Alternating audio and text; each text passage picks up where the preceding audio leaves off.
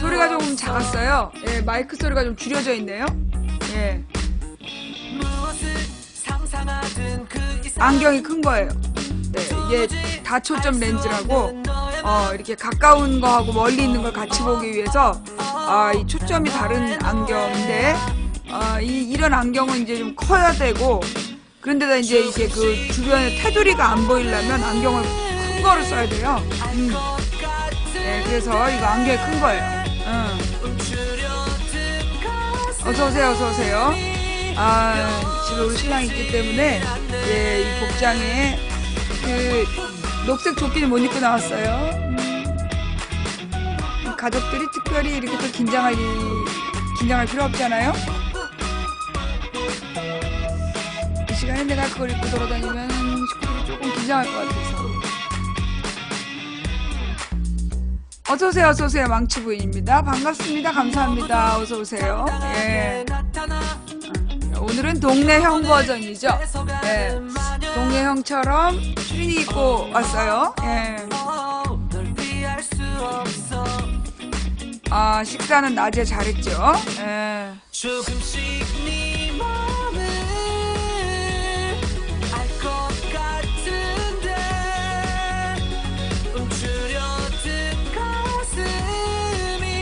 어서오세요, 어서오세요. 망치부인입니다.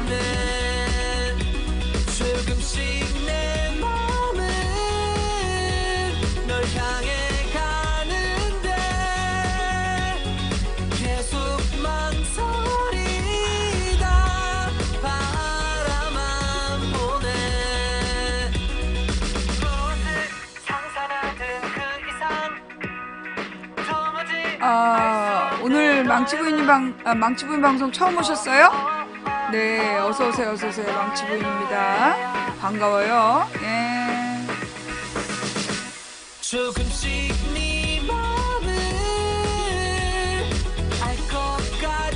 어서오세요. 망치부인입니다. 네, 지금 이 노래는 이웃집 망치, 아니야, 이웃집 마녀. 네, 이웃집 마녀. 자꾸만 이웃집 망치라 해가지고 이 노래 듣고 싶으신 분은 이웃집 마녀라고 검색하셔야 돼요. 네.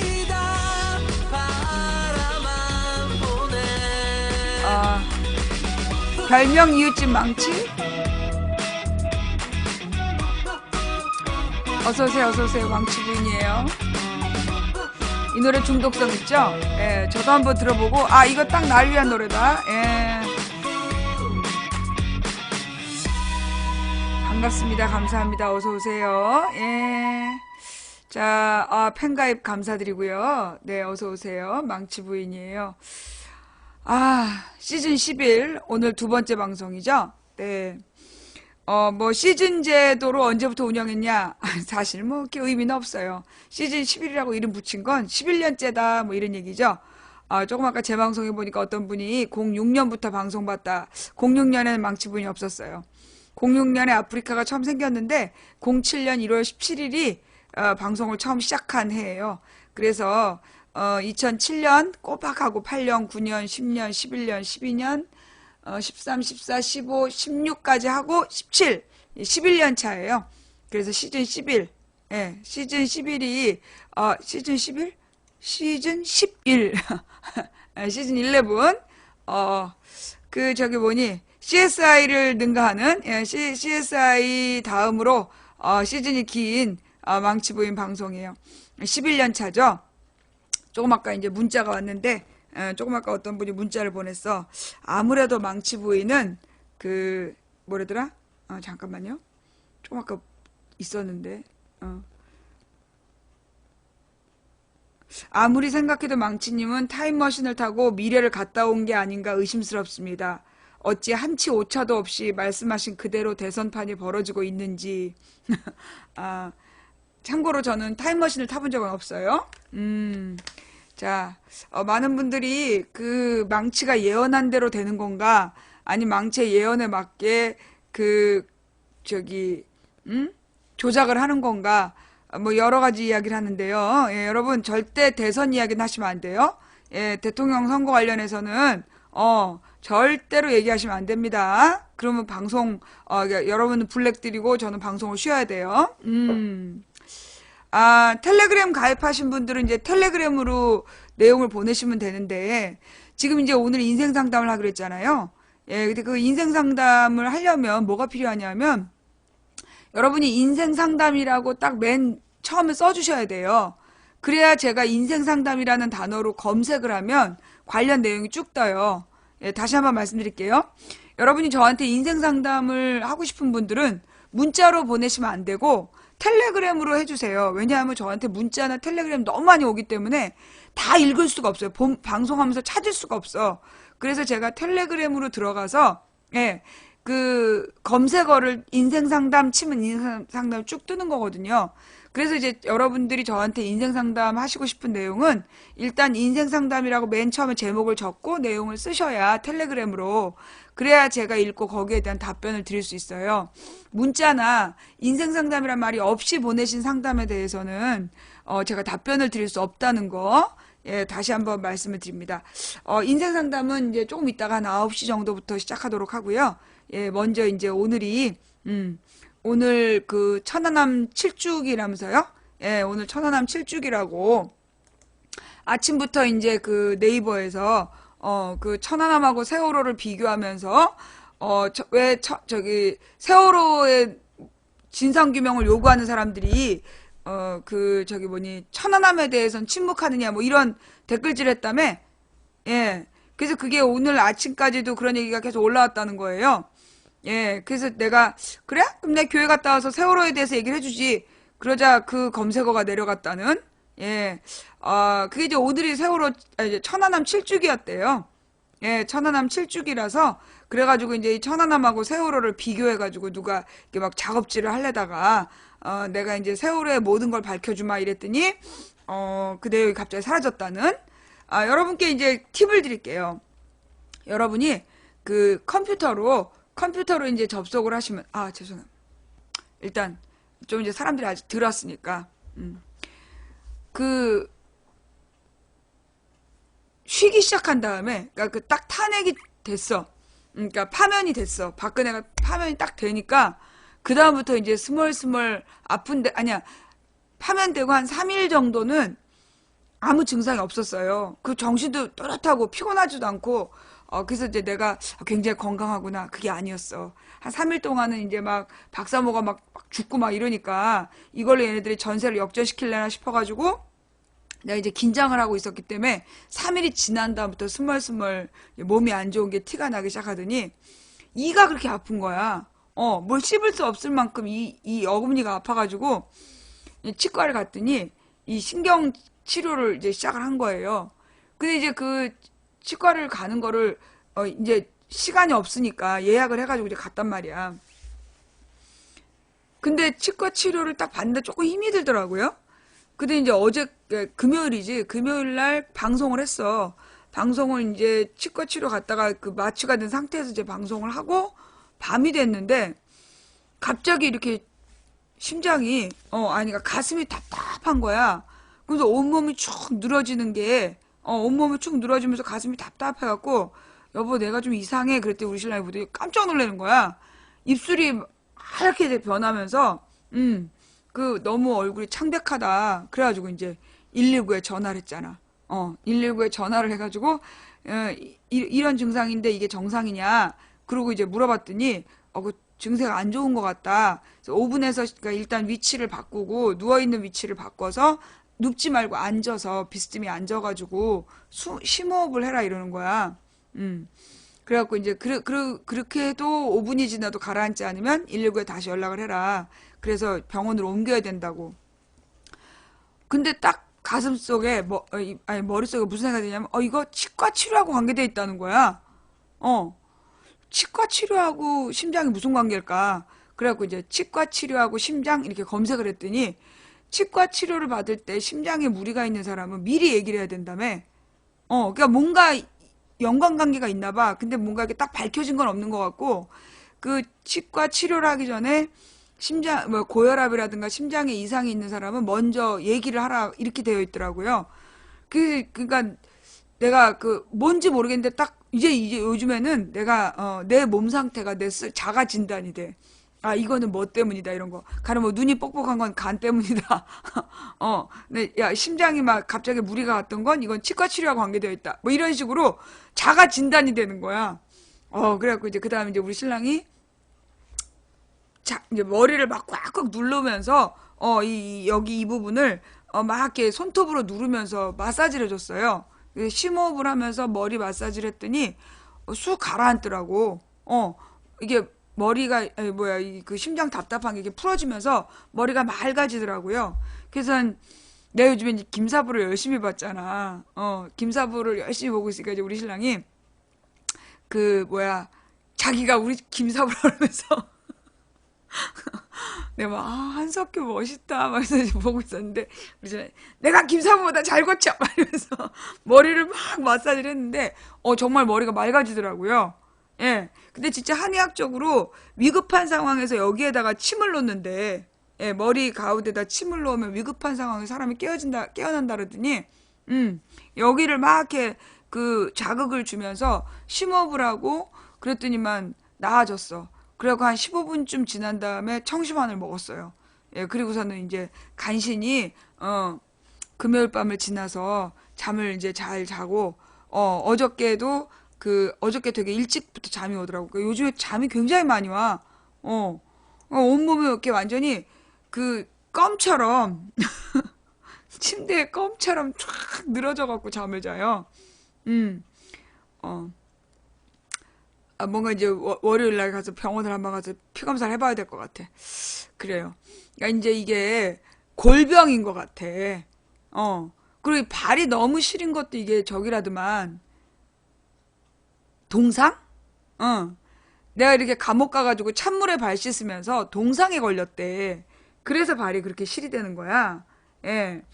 그래가지고 이제 원래 나는 그게 산후통인 줄 알았더니 그 산후통 치고 좀 더 증세가 심해지긴 했다 그랬을 때 그게 아니라 이제 동상이 걸린 거래 그게 그해 너무 추웠잖아 2012년 겨울이 너무 추웠더래서 그때 이제 그 발에 동상이 걸린 것 같다고 하여튼 그랬지 그리고 이제 그 동상 걸렸다 나와가지고 13년부터 그 쉼 없이 달렸잖아요 사실 그리고 이제 14년에 세월호 터지고 15년에 메르스 16년에 총선 이게 너무나 이제 쉼 없이 달려온 일정이었더래서 그리고 이제 작년에 총선 끝나고 좀 쉬어야 되는데 그 못 쉬었잖아. 호남이 막 그렇게 되는 바람에 아니 뭔가 이 대선을 놓고 뭔가 얘가 특별한 계획을 가진 것 같다. 그런 상태에서 뉴욕 갔다 오고 그리고 이제 최순실 터지고 정말 뭐 논스톱이었죠. 예, 논스톱으로 이렇게 달리다 보니까 이게 사실은 이제 생방송은 4-5시간 하는데 그 방송 준비하는 시간이 새벽에 5시에 일어나서 새벽 기도를 하고 6시부터 9시까지 라디오 뉴스를 듣고 9시부터 11시까지 인터넷 뉴스를 검색하고 11시부터 이제 씻고 점심을 먹고 그리고 나서 이제 1시 반부터 딱 스탠바이 했다가 2시에 방송을 시작한단 말이야. 그리고 이제 방송 6시쯤 끝나고 나면 모니터링을 7시나 8시까지 하니까 하루에 한 15시간 정도를 이제 꼬박 이 방송을 위해서 쓰는 거죠. 예. 그러니까 이제 그러면서 이제 그 15시간 동안 거의 숨도 안 쉬고 하니까 숨 쉬는 걸 잊어버릴 만큼 막 그렇게 일을 하다 보니까 너무나 고도의 집중이었지. 그러니까 이제 몸에 골병이 든 거야. 골병이 들어가지고 그러니까 거의 이제 살아있는 게 신기한 상황이 된 거죠. 근데 이제 좌우지간 그 나도 참 신기해. 우리 방송에서 나왔던 이야기들이 예 그게 막 이루어지는 걸 보면서 아 정말 이 하나님 정말 대단하시다. 예. 그 뭐 지금 현재 벌어지고 있는 정치 뉴스들도 그렇지만 우리가 이제 세월호에 대한 이야기라든가, 박근혜가 탄핵될 것이다. 뭐 이런 그 이야기들, 뭐 반기문이 출마 못할 거다. 뭐 이런저런 이야기들이 이게 몇 년간 내가 이제 쉬는 기간에 그 어떤 사람들을 만났는데 저기 어느 동네에 그런 얘기가 돈다는 거야. 망치 부인은 얘기를 들으면 처음엔 되게 이상하다. 이 여자가 미쳤구나 싶은데 몇 년 지나면 그 여자 말이 현실이 된다. 어. 근데 되게 재수 없고 망치 부인이 기본적으로 재수가 없고 마음에 안 들고 너무 거칠고 저 여자가 미쳤나 싶은데 몇 년 지나면 그 말이 사실이 돼서 그게 너무 이상하다고. 어, 어느 특정 동네에서는 그렇게 그 얘기가 돌고 있다. 네. 뭐 이제 11월에 기적이 일어날 것이다 이러면서 또 이 한국이 전 세계에서 한국을 우러러보게 될 것이다. 뭐 이런 얘기를 했는데, 그런 일이 이제 다 벌어지고 나니까, 이제 우리 시청자분들이 그 무슨 나를 점쟁이 취급을 해. 그러면 안 돼. 무슨 뭐 사주를 봐달라든. 나 사주 볼 줄 몰라. 어. 그리고 뭐 관상을 봐달라든가. 나 관상 볼 줄 모른다고. 어. 정치적인 부분에 대해서만 딱 하나님이 어떤 감을 주시는 거지. 그때 그 박영수 특검. 이 많은 사람들이 그 박지원이가 저기 추천한 사람이라서 박영수 특검 못 믿겠다 그럴 때 내가 아니다. 저 사람 느낌이 좋다. 이 인상이 탁, 이 얼굴에 빛이 난다. 그랬더니만, 그러고 나서 이 박영수 특검이 역사상 가장 신뢰받는 특검이었던 거 아니야. 그게 이제 시청자들이 드디어 망치 부인이 타임머신을 타고 미래를 갔다 왔다. 안 그러면 이렇게 정확할 수가 없다. 요즘에 무슨 시간여행자들 얘기가 많이 나온다며. 무슨 이제 시간여행자들에 대한 드라마들이 많기 때문에 망치가 틀림없이 시간여행을 했다. 안 그러면 이럴 수가 없다. 분명히 얘기하는데요. 저는 시간여행을 한 게 아닙니다. 예. 근데 처음부터 특검이 연장할 마음 없이 아주 짧고 압축적으로 한 거예요. 예, 짧고 압축적으로 했다는 거. 사실 내가 시간 여행을 한 게 아니라, 이 마음속에서 문득 그렇게 이제, 어떤 분이 또 그런 얘기를 하셨더라고. 이게 하나님의 메시지인지 아닌지 어떻게 아느냐. 예.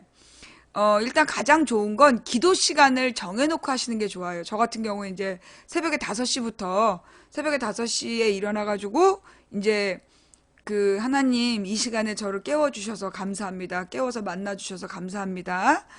저의 모든 욕심을 용서하여 주시고, 오늘도 저에게 지혜를 주셔서, 하나님의 뜻을 똑바로 깨닫게 해달라. 이렇게 기도를 하고 성경을 읽기 시작해요.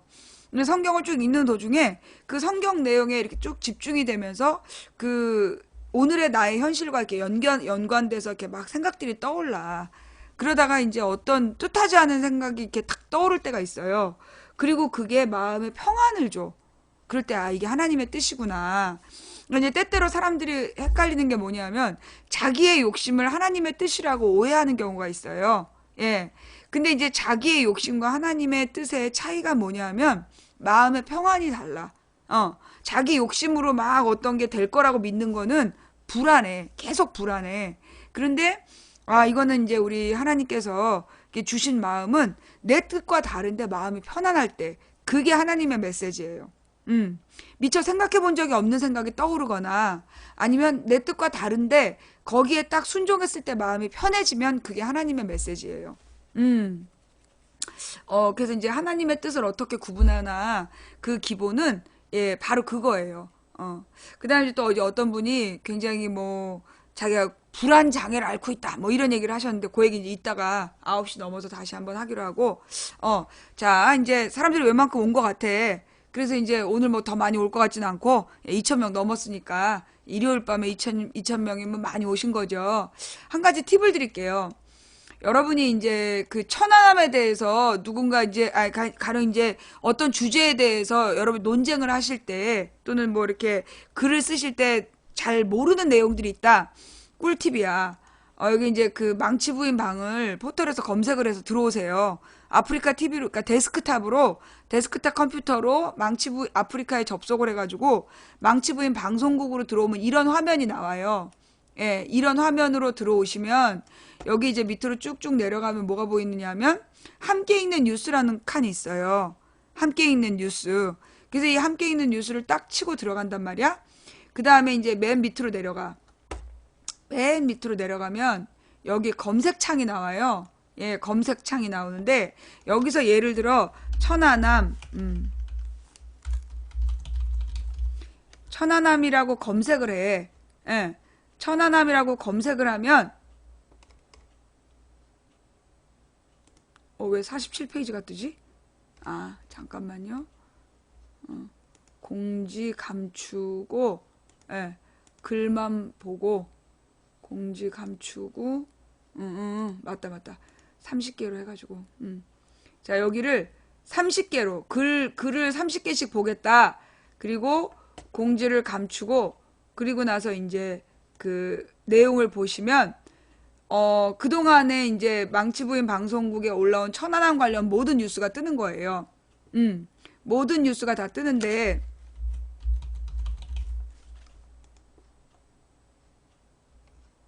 이때 이제 보면 여기 24페이지, 그러니까 30개씩 24페이지가 있는 거야. 그럼 이제 24페이지로 가시면, 여기 이제 천안함 사건 발생 바로 다음날, 3월 27일부터 올라온 뉴스들이 있는 거예요. 예.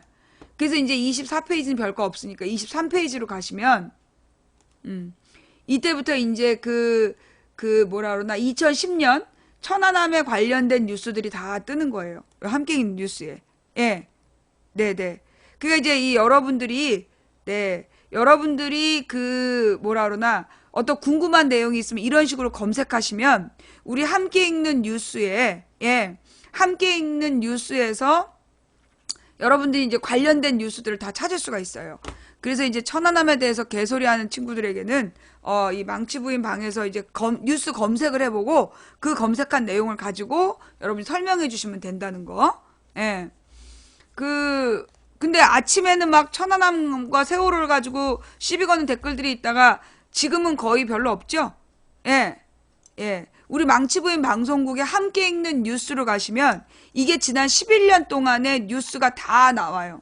예, 그러니까 우리 시청자들이 올려준 뉴스가 있기 때문에 주제별로 제일 뒷페이지부터 보면 그게 가장 오래된 뉴스야. 그러니까 지난 11년 동안의 주요 이슈들은 여기 다 있어요. 그러니까 여러분이 함께 읽는 뉴스를 애용하시면 여러분이 웬만한 시사 문제에 대해서는 그 역사적인 안목을 갖게 되실 거다. 예, 이 함께 읽는 뉴스가 그 2008년에 광우병 때부터 만들어진 거예요. 예, 2008년 광우병 때부터 이 함께 읽는 뉴스가 쭉 이게 모여져 있기 때문에 지난 10년치의 뭐라 그러나 10년치 뉴스가 주요 이슈에 대해서 다 있어요. 그러니까 이제 찾아서 보시면 좋겠다. 안색이 좋아 보여요? 안 좋아 보인다는 사람도 있고 좋아 보인다는 사람도 있고 지금은 그래도 많이 괜찮아요. 근데 지금 막 입안이 다 헐고 잇몸이 지금 부어갖고 이가 좀 부어갖고 그 혀를 자꾸 깨물어서 혀가 좀 안 좋아. 네, 하여튼 그래서 함께 있는 뉴스를 검색하시면 천안함에 관한 거의 대부분의 이야기들이 나온다. 그리고 이게 이제 보면 아시겠지만 이 천안함에 대해서 뭐 한 18, 19페이지 정도 가면 뭐 한 15페이지 정도? 그러면 이제 이제 2010년이 15페이지도 2010년이다. 11페이지 정도 가면 2011년 기사들이 나와. 그럼 이제 1년 만에 그 애프터 뉴스죠. 천안함 일주기에 맞춰서 천안함에 관한 그 진실들. 그러니까 그 11페이지부터 보시면 천안함에 대해서 밝혀진 진실이 많이 나와요. 그러니까 2010년에는 이명박이 이제 2010년 그 6월 2일에 있었던 지방선거를 앞두고 이게 북한이 그랬다라고 막 밀어붙였던 사건이었단 말이야. 근데 1년이 지나서 우리 정부가 발표했던 모든 내용이 허위사실이었다는 게 다 밝혀져요. 그래서 저 천안함 뉴스를 검색해서 11페이지부터 보시면 그러면 이제 정부의 거짓말이 다 드러나. 예. 스티그리츠가 경제학자 말하는 거죠. 예. 그 질문이 있는 사람은요. 망치부인 방송 내용이 끝난 다음에 질문하셔야 돼요. 음악을 듣는다든가 이럴 때. 아무 때나 채팅창에다 질문하면 안 됩니다. 예. 그 스티그리츠는 그 미국의 경제학자, 아니 어디더라? 하여튼 외국 경제학자이고 이 사람이 신자유주의를 비판하는 그 선두주자였잖아요. 내가 그렇게 알고 있는데. 예. 예. 자, 자, 그래서 이제 우리 함께 읽는 뉴스를 통해서 함께 함께 읽는 뉴스를 통해서 그 여러분들이 궁금한 내용들을 찾아서 여기가 보물섬이야. 여기를 잘 그 탐색하시면 웬만한 시사 전문가들 못지않은 내용들이 나올 거예요. 지난 10년치가. 예, 그래서 요즘에 이제 이게 포털이 검색이 잘 안 되잖아요. 포털에서 관련 내용을 찾기가 어려워. 왜냐하면 이제 이 댓글 부대가 검색어를 다 조작을 해놨어. 자기네들의 유리하게, 그죠? 블로그라든가 뭐 이상한 가짜 뉴스들을 먼저 검색되게 조작을 해놨기 때문에 그래서 이 진짜 중요한 내용을 찾아볼 수가 없어 요즘에. 그쵸? 예.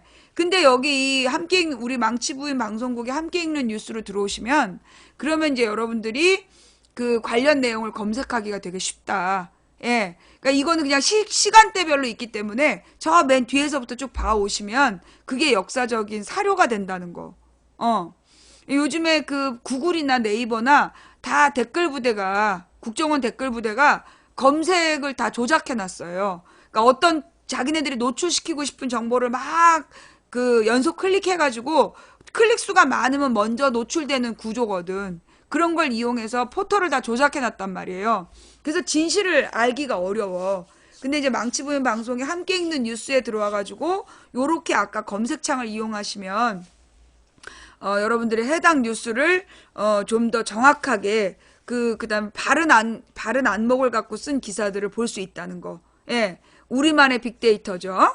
예. 함께 읽는 뉴스 코너를 잘 활용해 보시면 여러분들도 망치부인 만큼 시사에 대해서 그 기본은 되실 거예요. 주요 이슈 10년치가 다 있어요.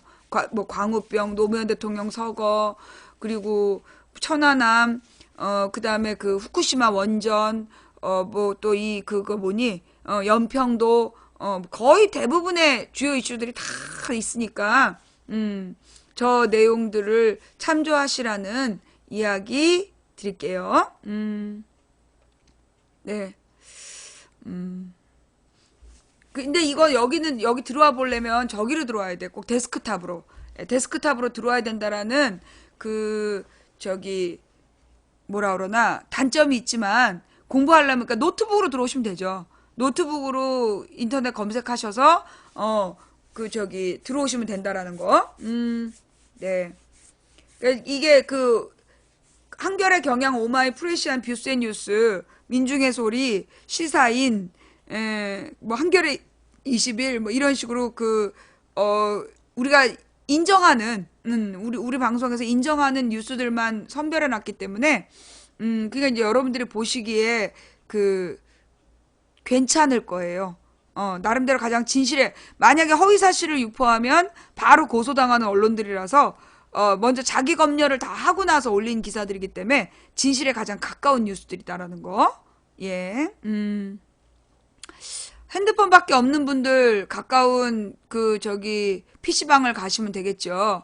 의지의 문제야. 의지의 문제죠. 예. 가만히 있어보자. 예.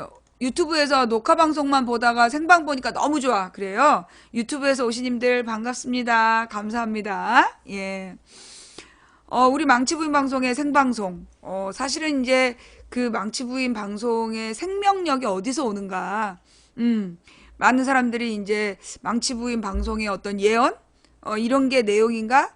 제가 볼 때는 그 예언의 힘은 아닌 것 같고요. 이게 우리 하나님께서 미리 이제 알려주시는 하나님의 메시지가 있는 건데, 그거보다 중요한 건 그 메시지를 믿는 사람들이야.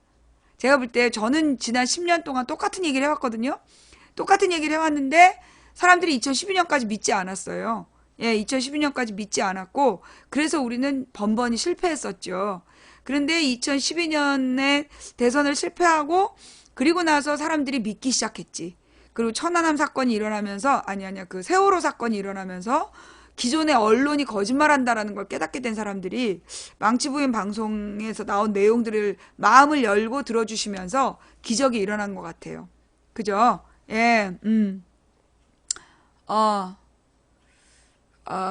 박근혜가 구속될 건지에 대한 예언. 솔직히 얘기해서 박근혜 구속에 대해서 감이 안 와. 어떤 느낌이 딱 안 와요. 예, 제가 옛날에 이재용 때 많은 사람들이 이재용이 구속되냐 마냐를 막 물었어. 근데 내가 대답 안 했잖아요. 이재용이 구속돼야 한다라고 얘기했지만 될 거다라는 얘기를 안 해. 근데 내가 이재용이 진짜 구속될 때, 두 번째 영장 청구 때는 구속된다라고 얘기했잖아요. 예, 구속될 것 같다. 이번에는 될 것 같다. 근데 이 박근혜에 대해서는 아직 느낌이 안 와. 당연히 머리로는 구속돼야 되는데, 당연히 구속되어야 한다는데, 구속될 것 같다란 느낌은 아직 안 들어요. 아마 그 김수남이가 계속 헤맬 것 같아. 지금 이제 이 세월호 때문에 사실은 이제 국민들이 세월호에 대한 이야기를 하느라고 박근혜 구속에 대한 국민적인 여론이 확 모아지질 않았단 말이야. 그래서 아마도 이 김수남이 눈치를 보는 것 같아. 그래서 어떤 결정이 정리가 안 돼 있으니까 느낌이 안 오는 것 같아요. 예. 자, 네. 검찰이 이제 지금 눈치를 보는 중이야. 그러니까 어떤 눈치를 보느냐 하면, 그러니까 지금 검찰 상황은 뭐냐면 이제 정권 교체기잖아요. 그러니까 황교안과 검찰총장이 있지만 사실 황교안이나 검찰총장의 영이 검찰 수뇌부에 먹히는 시기는 아니야. 이미 이제 지금 거의 이제 40 며칠 뒤면 정권이 바뀔 거라는 게 이제 사실이잖아. 거의 이제 그렇게 될 거라고 보고 있기 때문에 일선 검찰들이 검찰총장 말 안 들어요. 지금 일선 검찰 분위기는 박근혜 구속시켜야 된다. 이게 이제 다수 의견인 걸로 알고 있어. 그런데 검찰총장 입장에서는 만약에 검찰총장이 박근혜를 구속시키면 그러면 이제 사실은 이제 그 버르장머리 없는 놈이라는 이제 욕을 먹는 거잖아. 그러니까 자기 개인의 명예 때문에 지금 망설이고 있는 것 같아요. 그 다음에 이제 또 하나 계산하는 건 뭐냐면 다음 정부에 어떤 게 유리하냐. 한마디로 지금 김수남은 자기가 내린 결정을 가지고 다음 정부하고 딜을 해야 된단 말이야. 그러다 보니까 만약에 이제 구속을 시키면 다음 정부에 부담을 주는 건가 아닌가. 뭐 이런 계산들을 하고 있겠죠. 그러니까 이제 그 차기 정권을 맡을 만한 유력한 후보 쪽에서 입장이 안 나온 것일 수도 있어. 유력한 후보 쪽에서 바라는 바가 분명하지 않기 때문에 구속에 대한 그 논의가 지금 아주 정치적인 계산 중이지 않냐. 예, 이런 거죠. 그러니까 박근혜를 구속시키는 게 다음 정부에 유리하냐, 구속시키지 않는 게 유리하냐, 요런 계산이 아직 안 끝났기 때문에 결정이 안 되는 것 같다. 다만 국민 다수의 정서는 지금 박근혜 구속이 합당하다. 왜냐하면 기본적으로 그 부하들이 전부 다 구속되어 있고, 무엇보다 지시자 아니야. 부하들이 구속되어 있는데 얘만 구속이 안 되면 형평성에 문제가 있는 거거든요. 예. 그래서 이제 구속을 시키는 게 맞는데, 이게 이제 전직 대통령에 대한 그 짠함, 그게 혹시 역풍이 되지 않을까? 그래서 지금 이 차기 대선 후보들이 구속이라고 입을 못 맞추는 거야. 그러니까 이제 박근혜를 구속시켰다가 혹시라도 역풍이 불까봐 그래가지고 이제 계산을 하고 있는 거죠. 그래서 이제 이 구속에 대한 입장이 정리가 안 돼 있다라는 느낌이 좀 들고요. 그 대선 후보에 대해서 구체적으로 질문하시면 안 됩니다. 누구를 지지하냐? 이 강퇴시켜 주세요. 예, 누구 지지하냐고 물어보면 강퇴예요. 그리고 대선 후보 누가 그랬냐? 이것도 강퇴예요. 예. 그런 얘기는 이제 하시면 안 됩니다. 이제 내가 대선에 대해서 분명하게 입장 정리를 못 하기 때문에, 입장을 표현할 수 없기 때문에, 나한테 그런 거 물어보면 블랙이야. 예. 그 다음에 이제 이 세월호 이야기 잠깐 하면, 이 세월호에 대해서 많은 추측들이 있었잖아요? 많은 추측들이 있었는데, 그 중에 이제 잠수함 충돌설이 있었잖아. 그죠? 근데 내가 뭐라 했어? 나는 잠수함 충돌설에 대해서 한 번도 동의한 적이 없어요. 기억나세요? 예. 이 세월호에 대해서 많은 사람들이 그 잠수함 충돌설을 이야기를 했었어. 그게 이제 그 자로님 전에 사건 발생 초기부터 그랬어요. 사건 발생 초기에 세월호가 딱 뒤집어져 있는데 이쪽에 사진이 있어. 그래서 이제 이게 이제 잠수함이다. 뭐 이런 이야기들 하면서 잠수함 충돌설을 이야기했는데 내가 왜 잠수함 충돌설에 대해서 한 번도 인정을 안 했느냐 하면 여러분 생각해봐요. 이 배가 기울기 시작한 게 군산 앞바다부터야. 군산 앞바다부터 배가 기울었거든. 뭐 쿵소리가 나면서 기울기 시작한 게 군산 앞바다야. 그리고 거기서 1시간을 더 와가지고 1시간 반인가 와서 이게 침몰했단 말이야. 자, 그렇다면 그 잠수함이 군산 앞바다에서 쿵 하고 부딪힌 다음에 여기까지 따라왔다는 얘기잖아. 그게 말이 되냐고. 어? 아니, 군산 앞바다에서부터 얘가 기울기 시작했는데, 그때 쿵 하고 막 확 각도가 휘어가지고 그 음료수 캔이 굴러갔다.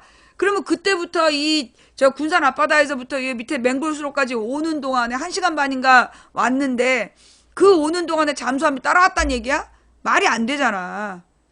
이 세월호가 이렇게 뒤집어져 있는데, 한쪽에 잠수함 사진. 예. 그러니까 이제 내가 그 잠수함 충돌설은 난 말이 안 된다고 봤던 거야. 군산 앞바다예요. 7시 반에 군산 앞바다를 지날 때 그때 배가 기울었어. 그래서 그때라도 멈췄어야 됐는데 확 기울기 시작했는데 그때부터 1시간 반을 더 간 거야. 그리고 이제 8시 50분에 배가 완전히 기울고 있다 이랬던 거죠. 그때 군산 앞바다라 해서 군산 그 생존자가 그 정확히 기억하는데 군산 앞바다 7시 반에 군산 앞바다를 지날 때 그때 기울기 시작했다. 예, 예. 아닐걸요? 뭐 이런 주장하지 마.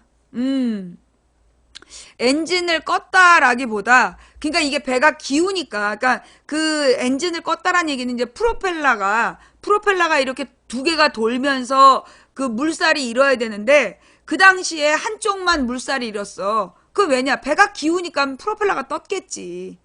그렇잖아. 프로펠러 양쪽에서 돌아야 되는데 한쪽만 프로펠러에 자국이 나왔단 말이야. 물살이. 그래서 그때부터 기울었다라는 그 당시에 추측이 있었어요. 아이가 찍은 사진인데 그러니까 프로펠러가 돌아서 스크루라 그러나? 양쪽으로 돌아서 물살이 2개가 나와야 되는데 1개밖에 없다. 그만큼 한쪽이 떠 있었다는 얘기지. 예. 그리고 이제 이 천안함의 침몰 원인을 저는 거의 확정적으로 얘기했던 게 철근 때문이다. 제주도로 가는 철근이 문제였다라고 제가 이제 주장을 했어요. 그게 왜 그랬냐면 이 철근이 단위 면적당 그 질량이 높은 거야. 그러니까 무게가 높은 거죠. 단위 면적당 무게가 많이 나가서 그래서 이게 사실은 이게 정가운데 있지 않으면 한쪽으로 내가 천안함이라 했어? 세월호. 세월호 침몰 원인을 나는 이제 그 철근으로 본 거야. 왜냐하면 이게 이 철근은 좁은 면적인데 굉장히 무겁거든. 굉장히 무겁기 때문에 이건 아주 정확하게 정가운데 세워놓지 않으면 이게 한쪽으로 실구러지면서 무게중심을 잃을 수밖에 없는.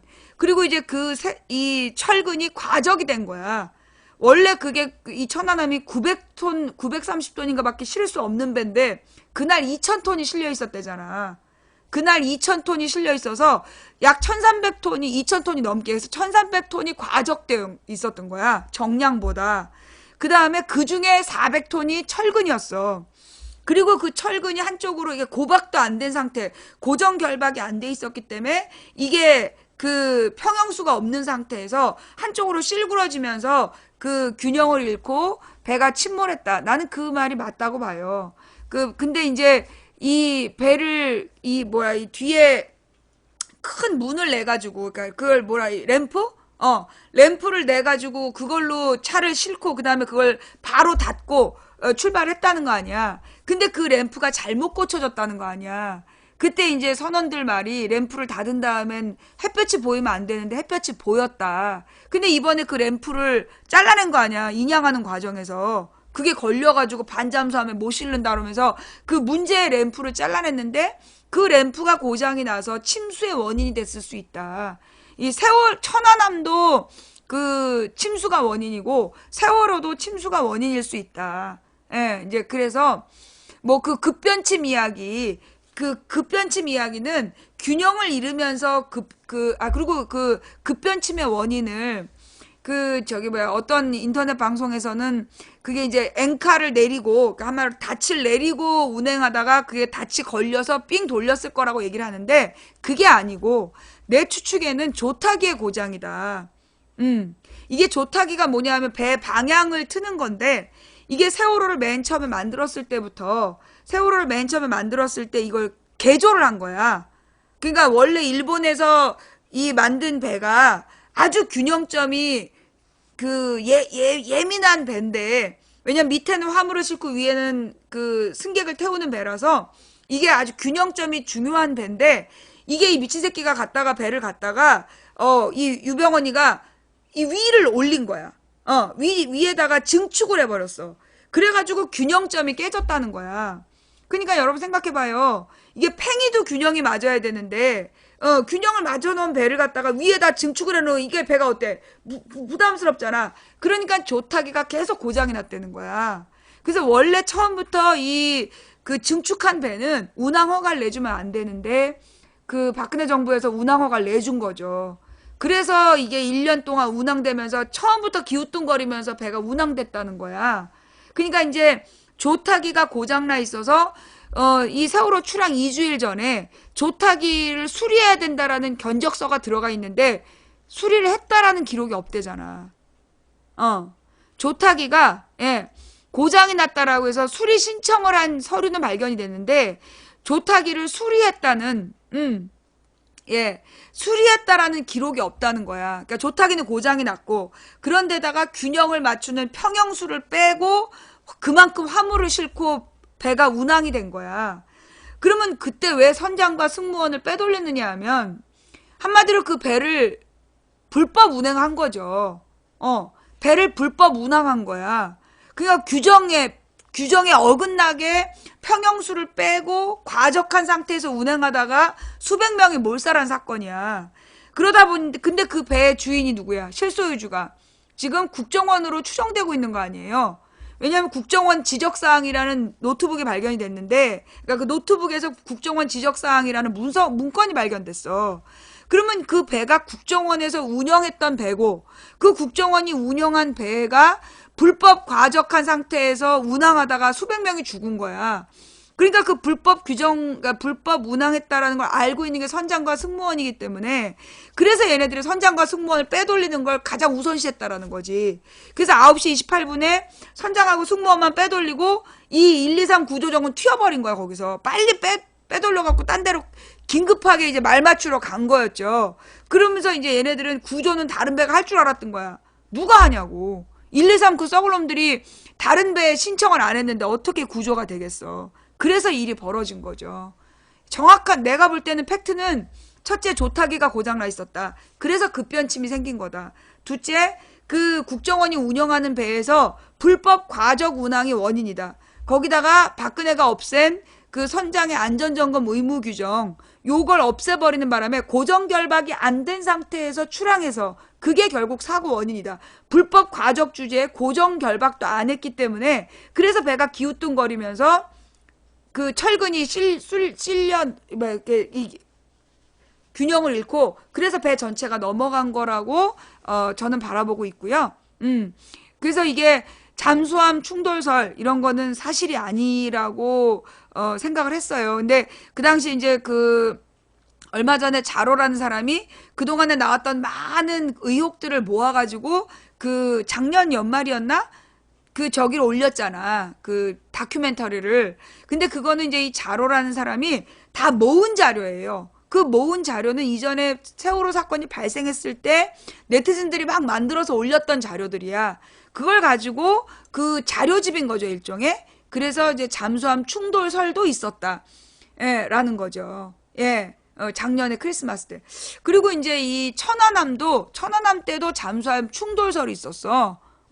천안함 때도 잠수함 충돌설이 있었는데 나는 그 잠수함 충돌설에 대해서는 나는 동의가 안 돼. 그러니까 천안함에 대해서도. 세월호나 천안함이나 지금 잠수함 충돌설 얘기가 나오고 있는데 내가 왜 거기 동의 안 하느냐. 서해바다가요, 옛날에 육지였어요. 우리가 서해바다가 옛날에 육지였고 그 육지였던 곳이 바닷속에 잠긴 거야. 근데 이제 이 서해바다가 다도해잖아. 우리가 알다시피 섬이 많잖아. 그 섬이 뭐냐 하면 옛날 육지의 산이었던 거야. 육지로 있을 때 산이었던 것들이 이게 이제 동쪽이 치솟아 오르면서 바닷속에 잠겨서 그 산들이 이제 바닷속에 잠겨 있어서 산꼭대기가 섬으로 나와 있는 것들이란 말이에요. 자, 그렇다면 여러분이 이제 그 뭐라 그러나 이 그 뭐지? 구례로 넘어가는 지리산 쪽 한번 가봐. 지리산을 딱 넘어가면서 산등성에서 보면 굽이굽이 산맥에 산들이 막 볼록볼록 보이잖아. 지금 서해 바닷속에 그렇게 생겼다고. 서해 바닷속에 그렇게 생긴 거야. 그러니까 서해 바닷속에는 나지막한 산들은 암초인 거죠. 겉으로 드러나면 섬이고 안 보이면 암초야.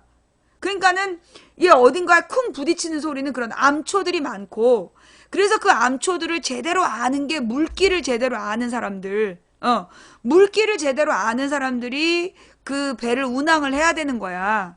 그런데 그 이 물길을 아는 사람들을 비싸게 돈을 주고 채용해야 되니까 이 썩을 놈의 새끼들이 그 뭐야 비싼 돈을 주고 채용해야 되는 전문가들을 채용하지 않고 비정규직들, 경험이 없는 비정규직들을 그 승무원으로 태우는 바람에 그래서 이런 사고들이 나오는 거죠. 그런 거고. 그래서 서해바다의 침몰 사고는 대부분 그 암초의 문제이고, 그 다음에 이제 이 천안함 같은 경우는 나는 이제 이 잠수함 충돌설은 사실이 아니라고 보고, 나 같은 경우에는 그 천안함은 피로 파괴다라고 난 생각해. 그 피로 파괴라는 게 뭐냐면, 이제 이 배가, 이 천안함이 처음에 만들어질 때 이게 원래 2,000톤으로 설계가 됐대요. 2,000톤급 배로 설계가 됐다는 거야. 노태우 때. 근데 막상 배를 만들려는데 예산이 모자랐대요. 그래서 2,000톤으로 견조하기로 한 배를 1,200톤으로 축소해버렸다는 거야. 그런데 문제는 뭐냐면 그 배에다 실는 무기는 2,000톤급으로 주문을 한 거야. 그러니까 2,000톤 배에 실는 무기를 1,200톤짜리 배에다 실은 거야. 그러다 보니까 이 배가 항상 그 무기 때문에, 무기가 너무 무거워가지고 항상 앞쪽이 떠 있었다는 거야. 그러다 보니까 이게 앞쪽이 뜬 상태에서 이렇게 다니다가 파도를 타면 배가 이제 이게 물속에 있으면 괜찮은데 파도를 넘실넘실 타다 보면 요 앞부분이 그 공중에 뜨는 경우가 많았다는 거죠. 그러면 이렇게 공중에 뜬 배는 뭐가 되는 거야? 이 부분이 600톤 정도 되는데 그 600톤짜리 배가 그만큼 공중에 그냥 떠 있는 거야. 그러니까 거기서 뭘 얻어? 요 가운데 부분이, 천안함의 이 가운데 부분이 무리를 받았다는 거지. 중력에 의한 무리. 그 중력에 의한 무리 때문에 이 배가 두동강이 난다는 거야. 주로 그런 현상은 언제 일어나? 암초 위에서 일어난대요. 그러니까 이제 이 배가 암초에 딱 올라타면 앞부분이 들려있는 상태에서 끼기기깅 그러면서 배가 쪼개지는 거야. 그게 이제 피로 파괴로 인한 그 배가 파손되는 경우, 그 전문가가 그 알파 잠수함 이종인 씨. 그게 이제 피로 파괴. 근데 이제 이 천안함이 그리고 이미 만들어진 게 1989년인가 만들어졌대요. 1980년대인가 하여튼 그래서 이 배가 적정 운항 기간이 18년인가 밖에 안 되는데 그게 2010년까지 운항이 된 거야. 천안함이. 그러니까 원래 운항 연수를 지나서도 한 4, 5년을 더 운항을 했다는 거야. 그런데 그래가지고 이 배가 계속 물이 샜다는 거야. 그래서 계속 물 새는 부분을 뭐라 그러나 수리하는 그런 상황이었다. 근데 그때 당시 천안함 사고가 발생할 당시에 천안함의 함장이 온 지 얼마 안 된 사람이었던 거야. 그 배를 운항한 지 얼마 안 된 사람이었고 무엇보다 초보 함장이라서 서해안에 그 물길을 몰랐다는 거야. 물길을 몰랐던 함장이 원래 다가오면 안 되는 그 섬 속에는 뭐가 있었냐면 옛날에 6.25 때 이게 모래사장인데 굉장히 단단하게 암질화 돼가지고 옛날에 6.25 때는 거기를 물이 빠지면 활주로로 썼다는 거야. 급할 때. 그런 그 바닷속에 활주로로 쓸만한 단단한 모래지대가 있는데 그 모래지대에 천안함이 다가왔다는 거야. 그래서 그 섬 사람들이 저 배가 이렇게 가까이 들어오면 안 되는 배인데 그랬다는 거예요. 그래서 그리고 그 배 앞에는 그 섬 앞에는 뭐가 많았냐면 기뢰가 많이 있었대. 기뢰. 기뢰는 뭐냐면 물 속에 숨겨놓은 그 지뢰 같은 거죠. 땅 속에 숨겨놓으면 지뢰. 그 물 속에 숨겨놓으면 기뢰. 근데 이제 그 섬 앞에 기뢰도 많았고, 그 다음에 그 섬에는 그 딱딱한 경질의 그 모래사장이 있어서 그 모래 둔턱에 부딪히면 그게 암초나 마찬가지인 거야. 그 다음에 이제 우리가 알 수 있는, 또 뭐가 있냐면 그 당시에, 그 천안함이 침몰했을 때 밤에 9시 15분에 그 해군이 해경으로 신고를 한 기록이 있어. 자, 이 중요한 얘기니까, 그 당시에 이제 밤에 9시 그 15분인가에 9시 15분에 해군이 해경으로 신고를 했어요. 신고를 해갖고 뭘 얘기하냐면 배가 암초에 좌초됐다. 지금 좌초됐다. 그래서 구조를 바란다. 그게 9시 15분에 신고가 된 거야. 그 다음에 9시 16분인가 17분에 해군 작전사령부에 왜 해군 작전사령부가 나왔냐면 그 당시에 그 3월 달에 그 천안함이 훈련 중이었던 거야. 그러니까 22척의 배가 서해 앞바다에 그 천안함 근처에 22척의 배가 떠 있었던 거야. 군함. 그것도 한미연합해군이 한미연합군의 군함 22척이 천안함 일대에 퍼져 있었던 거야. 그리고 그 22척의 배가 했던 훈련이 뭐였냐면 대잠수함 훈련. 소나라는 걸 달고 잠수함이 이제 이동을 하면 그 이동하는 잠수함을 추적해서 공격하는 훈련을 하고 있었다는 거죠. 그런 상태에서 그 천안함이 좌초가 된 거야. 좌초됐다는, 일단 좌초가 된 거라기보다 좌초됐다는 신고가 있었고, 그 다음에 이제 그러니까 9시 17분에 해군 작전사령부에 통신문이 와 있어. 통신문이 발견이 됐는데, 거긴 뭐라고 되어 있냐면, 그 좌초로 인한 침수 상황 발생. 아까 얘기했잖아. 좌초가 돼갖고, 이 배가 이렇게 끼기기기 이제 부러지기 시작하는 거죠. 그러니까 침수가 발생했는데 그러면 이게 경험 많은 함장이면 그 배를 거기다 두고 해경이 올 때까지 기다려서 선원들을 모두 대피시켰으면 아무도 안 죽는데 이 경험이 없는 함장이 배를 빼라 그런 거야. 그래서 배를 뒤로 빼가지고 깊은 물로 나가서 거기서 침수가 돼가지고 배가 급하게 부서지게 되는 사고를 겪은 거다라고 그 당시에 이종인 대표가 주장을 했었던 거죠. 그런데 이명박이 그 함장한테 훈장을 주겠다고 그런 거야. 어이가 없죠. 그러니까는 이명박의 발표대로라면 그 함장은 북한의 공격을 받아서 자기 부하 40몇 명을 죽인 사람이야. 40몇 명의 부하를 잃은 함장인데 그 함장한테 훈장을 주겠다고 그런 거야. 근데 그 함장이 안 받겠다고 그래갖고 훈장은 못 줬다고 하더만. 훈장을 주겠다는데 안 받았다는 걸로 들었어요. 좌우지간 이명박은 훈장 결정을 했어. 앞뒤가 안 맞는 거죠. 적함에 공격을 받아갖고 부하들을 죽이고 잡지도 못하고 반격도 못한 함장한테 무슨 훈장을 주냐고. 말 같지도 않은 얘기죠. 예. 하여간 그게 이제 천안함에 대한 이야기고, 그래서 그 다음에 이제 세 번째 증거가 뭐냐면 그 당시에 이제 그러니까 국방부인가 해군인가 유가족들을 불러가지고 그 유가족한테 설명회를 해. 그때 아시아경제가 그 사진을 찍어요. 그때 이제 해군 관계자의 손이 어떤 지도에 이제 침몰 지점인가를 가르치고 있어. 그 사진에. 근데 그 섬 옆에 보면 X표를 해갖고 좌초 지점. 여기가 좌초 지점, 여기가 침몰 지점이라는 해도 그 지도를 가지고 설명하는 장면을 아시아경제에서 찍어놓은 사진이 있어.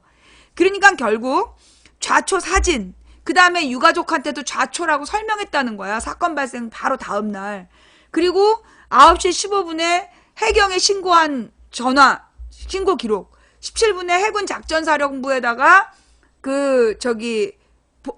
통신문으로 좌초로 인한 침수 보고, 그 다음에 주민들의 그 당시에 인터뷰 내용에 그 배가 거기까지 들어오면 안 되는데 들어왔었다라는 당시의 증언, 이런 걸 보면 결국 천안함은 좌초로 인해서 가뜩이나 오래된 배가 피로 파괴 현상이 벌어지기 시작했고 그 배를 무리해서 깊은 바다로 끌고 가서 급하게 침수가 되면서 배가 찢어진 거 아니냐. 라는 추측이 가능한데 아직까지도 천안함에 대해서는 그 배가 찢어진 부분에 대해서 이 배가 찢어진 배 모습이 딱 뭐랑 똑같으냐 하면 제주도 앞바다에 그 당시에 똑같은 암초에 올라가서 배가 피로 파괴로 찢어진 배가 있어. 유조선이 똑같아. 모습이 똑같이 생겼어. 그런데 그 부분은 여전히 국민들이 접근하지 못하게 하고 정부의 발표를 믿으라고 얘기하고 있는 거죠. 그러면 그때 그 한준호 준이가 죽은 이유는 뭐냐? 그리고 그때 뭔가 이상한, 그러니까는 천안함의 선수와 선미가 발견된 지점이 있는데 제3의 지점에서 어떤 작업을 했잖아. 그러면서 그 지점에서 뭔가를 검정색 백을 올렸고 그리고 나서 거기서 죽었단 말이야. 근데 이제 그러면 그게 뭐냐? 자, 나는 이렇게 봐. 그 부분은 그 당시 잠수함이 있었을 거란 말은 맞다. 어? 그때 그 이스라엘 잠수함설이 있었는데 그리고 미국 시사 프로에서는 잠수함이라고 다 얘기를 했대요. 근데 나는 그 잠수함이 있었다는 건 맞다고 봐. 다만 잠수함하고 충돌하진 않았을 거라고 보는 거야. 무슨 얘기냐? 우리 맨 처음으로 돌아가서 그날의 그 훈련이 어떤 훈련이었냐? 대잠수함 훈련이었다니까. 그러니까 그 현장에 잠수함이 있었던 건 맞아. 22척의 배가 22척의 배가 미 해군 잠수함을 추적해서 그 추적하는 그 훈련을 하고 있었잖아. 그러니까 잠수함이 있었던 건 맞지만 그 잠수함과 천안함이 충돌했느냐? 나는 그건 아니라고 본다는 거죠. 예. 잠수함과 천안함이 충돌한 건 아니고 그 당시 잠수함이 있었던 건 맞고 그 잠수함이 어떤 사고를 당해서 거기서 그 잠수함에서 뭔가 무슨 준이는 그 잠수함의 사고 수습하는 데 출동했었던 것 같고 아까도 얘기했지만 서해 바다가 굉장히 암초가 많고 복잡한 바다이기 때문에 그 심청전에 나오는 인당수가 서해 바다야. 심청전에 나오는 인당수가 서해 바다이고 그러니까 그 이 서해 바다가 그만큼 이 해상 지형이 복잡하고 그래서 이 잠수함이 훈련을 하다가 많은 사고가 난다는 거죠. 옛날에도 서해 바다에서 그 잠수함이 발견됐어. 그 저기 이석기 사건이 발견된 잠수함 그것도 좌초된 잠수함에서 발견된 서류였잖아. 뭐 중부 지역 땅인지 뭔지. 그러니까 잠수함이 요 서해 바다에서 사고가 많이 일어나는 이유가 이 서해가 굉장히 많이 그 복잡한 지형이기 때문이다. 그 다음에 이제 그 어뢰 이야기. 그 어뢰에 대해서 이제 정부 발표가 그러니까 북한 잠수함이 어뢰를 쏘고 그 어뢰에 천안함이 폭파됐다고 주장을 하는데 기본적으로 그 어뢰를 쐈다라고 얘기하면서 그 어뢰를 건져 올린 다음에 이 어뢰 추진체라는 게 뭐냐면 어뢰를 나가게 하는 동력, 그게 어뢰 추진체이고 그 앞부분에 이제 폭발물이 있었단 말이죠. 그 폭발물이 있었던 어뢰가 폭발물을 앞부분에다 싣고 뒤에서 추진체가 돌아가면서 막 앞으로 가는 거야. 그래서 빵 부딪히면 화약이 폭발하면서 배를 이제 동강이 나는 거, 그게 어뢰인데 문제 이제 어뢰 추진체가 나왔잖아. 어뢰 추진체를 이제 건졌어. 그래갖고 이 어뢰 추진체가 북한의 카탈로그에 나오는 어뢰 추진체다 이러면서 정부에서 발표를 했단 말이에요.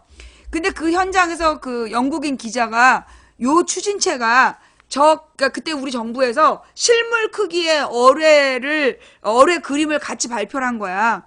그래서 그 1번이라고 매직으로 1번이라고 적힌 어뢰 추진체를 가지고 와갖고 1번이라고 적혀 있는 거 봐라. 한글을 쓰는 게 북한하고 우리나라니까 그 1번이란 글자를 보면 북한 거다 이렇게 주장을 했단 말이야. 그러면서 이제 이 어뢰 추진체가 있는 어뢰의 모습이다 이러면서 실물 크기의 그림을 공개했는데 영국인 기자가 계속 물어본 거야. 이거 진짜 저거 어뢰 맞냐? 맞다 그랬어.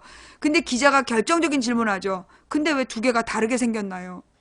그림에 있는 어뢰 추진체의 모양과 건져 올린 어뢰 추진체가 모양이 달랐다는 거야. 그리고 이제 계속 그 어뢰 그림이 다르다고 영국인 기자가 블로그에다 글을 쓰니까 나중에 슬그머니 그림을 바꿨다는 그림을 바꾸면서 그 그림이 북한의 카다로그에 있던 거라 그래갖고 카다로그를 보자. 그랬더니 국방부에서 나중에 카다로그는 원래 없다. 이렇게 얘기를 하는 거야. 그 다음에 그 1번이라는 글씨가 적힌 게 매직인데, 그 매직이었는데, 일단 그 어뢰 추지가 매우 녹이 쓴 모습으로 발견이 됐어요. 근데 이 녹이 쓴 이유는 뭐냐 하면, 이 어뢰가 터지면서 그 열에 의해서 페인트가 다 녹아버려서 그게 이제 그 철 부분, 그러니까 금속 부분이 그냥 물속에 잠기니까 녹이 슬었다는 거야. 그러면 페인트는 다 녹는데 매직은 안 녹았다는 얘기야. 그게 어떻게 가능하냐 그랬더니 어떤 카이스트 교수가 자기가 가만히 계산해 보니까 그게 가능하다. 그런 개설을 했어요.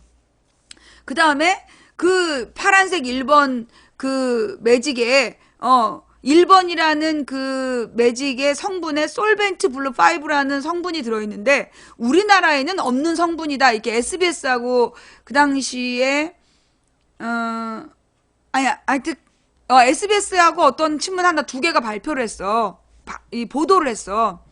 근데 솔벤트 블루 5가 우리나라에 파는 모든 매직에 들어있다는 게 나중에 밝혀졌죠. 그러니까 이제 마지막으로 얘네가 주장한 게 뭐였냐면 그 어뢰 추진체에서 나온 그 뭐 어쩌고 저쩌고 알루미늄 산화물이 그 천안함에서도 발견됐다. 그렇게 얘기한 거야. 근데 이제 그걸 또 미국에 있는 브라운 대학 교수들이 그걸 또 검색을 해봤네. 아니 검사를 해본 거야. 실험을 해봤더니 두 개의 물질이 동일한 건 맞는데 그 물질이 뻘이다. 그러면 아니 같은 바다에서 건졌으니까 같은 뻘이 묻어있는 건데 그걸 가지고 이 어뢰가 얘를 공격했다고 증거가 되냐?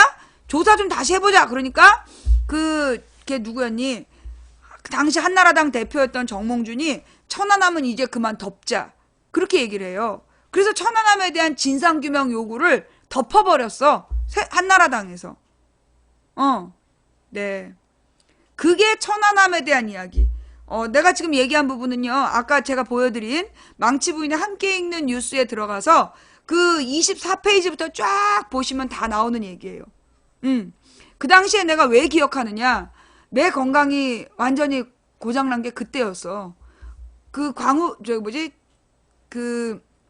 광우병 시위 때 12시간씩 방송하면서는 목이 상했고, 그 다음에 천안함 때 하루에 올라오는 그 거의 뭐 800개 정도의 기사를, 막 같이 읽으면서 방송을 했기 때문에, 그래가지고 내가 그때 건강이 완전히 상해버렸어요. 천안함 때.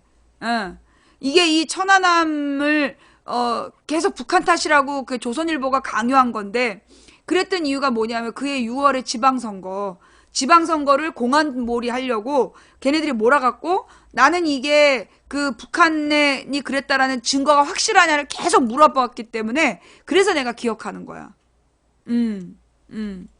예. 안보파리. 예. 그러니까 이제 그 당시에 정부의 발표를 채팅이 왜 안 보이냐면 중계방이라서 그 중계방이 채팅을 안 해서 그래요. 그 당시에 이제 그 안보파리를 할 때 그 뭐라 그러나 정부의 발표를 그대로 재현해 보면 그게 아주 코믹했던 거죠.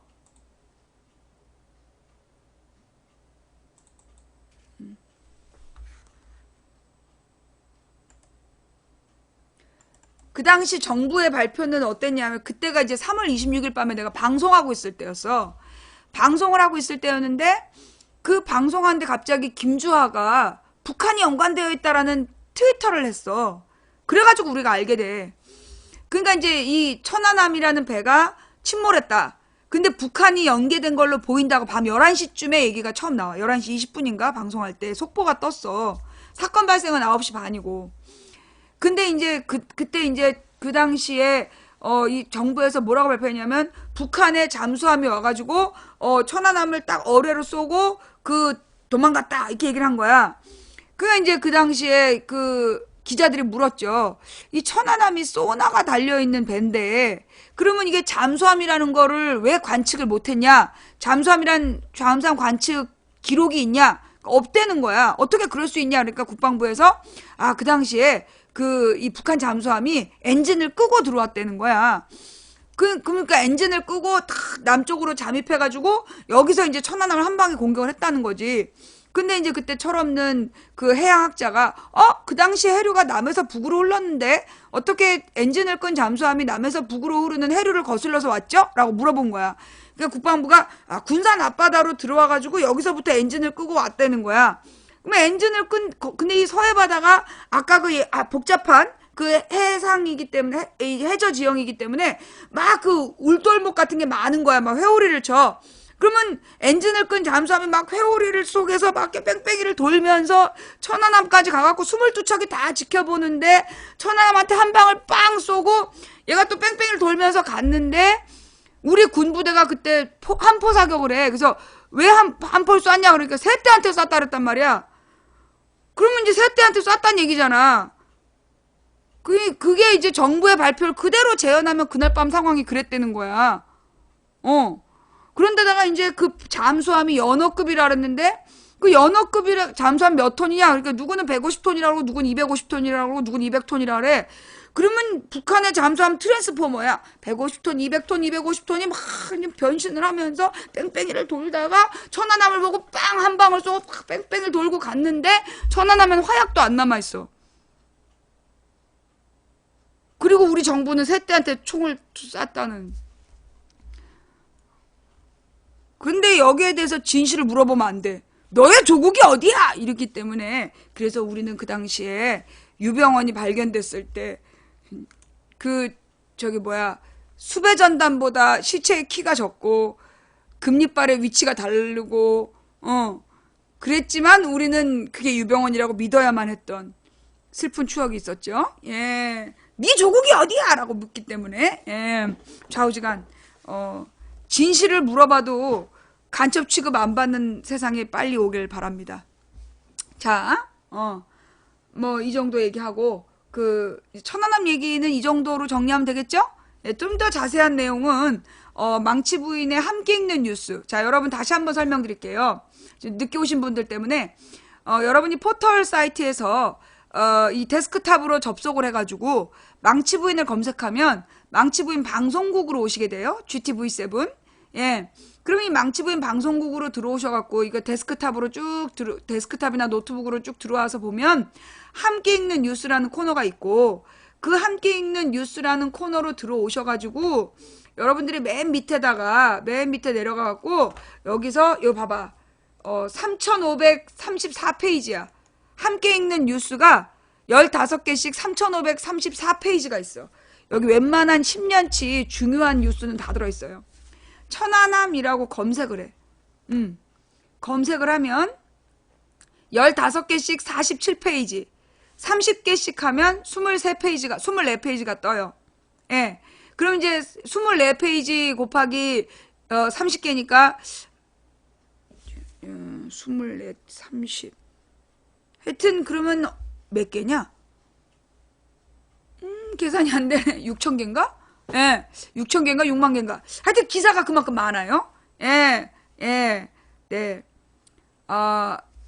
아니요, 뉴스 백업 안 해놨는데요. 저 백업할 줄 몰라요. 이걸 어떻게 백업을 하겠어. 예. 자, 그래서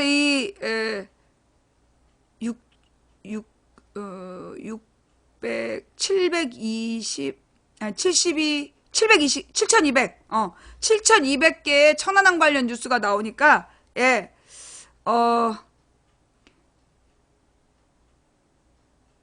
24페이지 곱하기 30. 그럼 72. 그럼 720개밖에 안 돼? 720개밖에 안 돼요? 얼마 안 되는구나. 아닌데? 그때 굉장히 뉴스가 많았는데? 그러면 이거는 천안함이란 제목이 들어간 것만 나와서 그런가 보다. 예. 천안함이 제목에 들어가 있는 것만 지금 이 뉴스로 뜨는 거야. 그러면 이제 요 게시판을 찾아가지고요. 그 당시에 게시판으로 들어가서 보면, 이게 이제 2016년, 2013년에도 기사가 나와. 그 다음에 10페이지로 들어가서 보면, 2012년, 그리고 20페이지 정도 가면 2011년 이렇게 기사가 나오잖아요. 그러면 2011년에 그 기사를 보고 목록으로 들어가면 고 2011년 3월, 2010년 3월에 기사가 다 떠. 그러면 이제 그 함께 읽는 뉴스에 그날의 페이지로 들어가서 보면 제목에 천안함이 없는 뉴스들도 다 떠요. 예, 예. 그러니까 이건 지금 제목에 천안함이 들어간 뉴스만 720개고, 그러니까 이제 2010년 3월로 들어가서 보면 하루에 수백 개의 기사가 올라와. 하루에 수백 개의 기사가 올라왔다고. 그러면 거기에 제목에 천안함이 없는 기사는 지금 안 뜨는 거야. 그러니까 지금 우리가 천안함으로 검색했기 때문에 제목에 천안함이 있는 것만 720개. 그러면 그 날짜로 들어가서 요 게시판에 함께 읽는 뉴스에 2010년 4월 1일로 들어가서 보면 천안함 관련한 뉴스가 수백 개가 나와요. 그렇게 보시면 여기가 진짜 보물창고죠. 그래서 2008년 광우병, 그 다음에 2009년에 노무현 대통령 서거, 그리고 2010년에 그 천안함, 연평도, 2011년에 박원순 시장 선거 때, 그리고 이제 무상급식에 대한 이야기, 그리고 2012년에 총선 대선, 그때 많은 뉴스들이 다 올라와 있으니까 내가 감옥 가 있었던 시기 빼놓고는 대부분 뉴스가 함께 있는 뉴스에 올라와 있어요. 예, 그러니까 이제 한번 보시기 바래요. 박근혜 만세. 그래. 우리 랩해주지만은 참 그래도 일관돼요. 예. 언제나 이렇게 일관된 모습으로 우리 AS4778 참 일관된 모습이야. 역시 일관되게 블랙에 걸렸어. 축하해요. 자, 그래서 이제 천안함에 대한 이야기는 오늘 이 정도로 보고요. 예. 또 궁금한 내용들이 있으면 이게 우리 함께 읽는 뉴스에 가서 쭉 찾아보시면 우리가 여기 함께 읽는 뉴스에 올리는 건 여러분 보시면 아시겠지만 뭐 조중동 기사는 못 올리게 했어. 조중동 쪽 기사는 못 올리게 하고 물론 나는 이제 조중동 기사도 읽었지만 우리 함께 읽는 뉴스에 올리는 거는 한겨레 경향 오마이 프레시안 뷰스앤뉴스 뭐 민중의 소리 뭐 이런 미디어 오늘 이런 것만 올렸기 때문에 여러분들이 이렇게 걱정 없이 보셔도 돼요. 왜냐하면 여기 올린 기사들은 만약에 허위 사실이 있다라면 바로 언론사에 대한 그 제재 조치가 들어가기 때문에 이명박이 그래서 자체 검열해서 사실만 보도했어. 그렇기 때문에 예, 저 뉴스들은 여러분이 믿을 만한 뉴스들만 있다라는 거. 이렇게 해서 이제 이 천안함에 대한 이야기 마무리하고 그 다음에 이제 박근혜 구속에 대한 전망.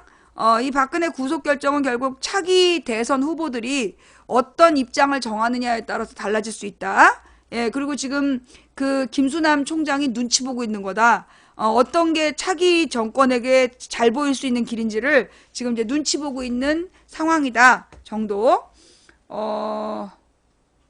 두 가지 중요한 얘기. 세월호, 박근혜 구속, 그리고 천안함 이야기 세 가지까지 했어요. 그리고 9시 15분. 와, 시간 빨리 갔네. 자, 그럼 이제 드디어 우리의 인생 수다방으로 들어갑니다.